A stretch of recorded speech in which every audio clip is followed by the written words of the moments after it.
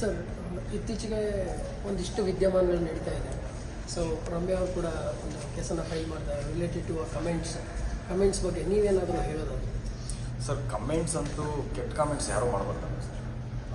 ಕೆಟ್ಟ ಕಾಮೆಂಟ್ಸ್ ಮಾಡೋದ್ರ ಬಗ್ಗೆ ನಿಜವಾಗ್ಲೂ ನನ್ನ ವಿರೋಧ ಇದೆ.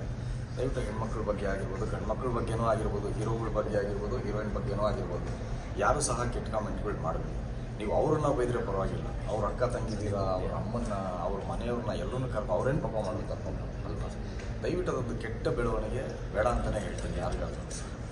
ಅದಾದಮೇಲೆ ಒಂದಿಷ್ಟು ಲೈಕ್ ಈ ಥರ ಕಮೆಂಟ್ಗಳಿಂದ ಫ್ಯಾನ್ಸ್ ವಾರ್ಗಳು ಶುರುವಾಗಿದೆ. ಅವರು ಫ್ಯಾನ್ಸ್ ಮಾಡಿದ್ರು, ಇವ್ರು ಫ್ಯಾನ್ಸ್ ಮಾಡಿದ್ರು ಅಂತ. ಬಟ್ ಯಾರು ಫ್ಯಾನ್ಸು ಮಾಡಿಲ್ಲ. ಇಲ್ಲಿ ನೋಡಿದರೆ ಬೇರೆ ಯಾರೋ ಮಾಡಿರ್ತಾರೆ, ಅದು ಫ್ಯಾನ್ಸ್ಗಳ ಮೇಲೆ ಬಂದುಬಿಡುತ್ತೆ. ಸೊ ಈ ಥರದ ಬಗ್ಗೆ ಸರ್, ಅದೊಂದು ದೊಡ್ಡ ತಪ್ಪು ಆ್ಯಕ್ಚುಲಿ. ಈಗ ಯಾರೇ ಸ್ಟಾರ್ ಬಂದು ಯಾರಿಗೂ ಸಹ ಕೆಟ್ಟದ್ದು ಮಾಡಿ ಇಂಥವ್ರು ಹೊಡೀರಿ ಬಡೀರಿ ಇಂಥವ್ರು ಕಾಮೆಂಟ್ ಮಾಡಿ ಅಂತ ಯಾರೂ ಹೇಳಲ್ಲ ಸರ್.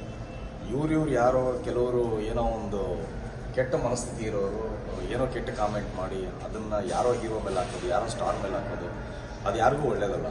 ಯಾಕಂದರೆ ಯಾವ ಸ್ಟಾರು ನಿಮಗೆ ಗೊತ್ತಿರೋ ಹಾಗೆ ಯಾರು ಹೇಳ್ತಾರೆ ಹೋಗಿ ಅವ್ನು ಹೊಡೀರಿ ಮಾಡಿ, ಇವ್ರು ಯಾರಿಗೋ ಕೆಟ್ಟ ಕಾಮೆಂಟ್ ಹಾಕಿ ಇವರು ಬೈರಿ ಅಂತ ಯಾವ ಸ್ಟಾರ್ಗಳು ಯಾರು ಹೇಳೋದಿಲ್ಲ.